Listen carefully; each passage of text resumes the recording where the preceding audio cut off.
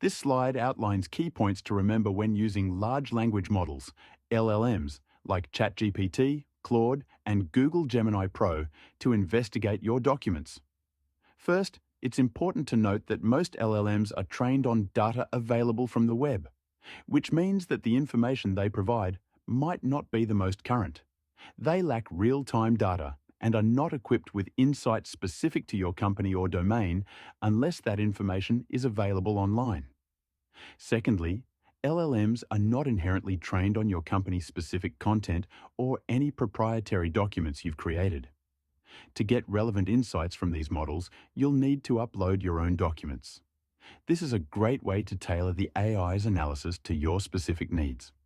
Third, each tool has its own limitations in terms of the number and size of files you can upload, so it's essential to manage these constraints effectively.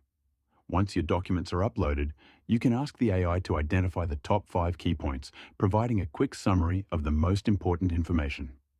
Additionally, you can request a more detailed summary that outlines the main plot or purpose of the document, identifies key players and their roles, and highlights critical insights that would be useful to a general user.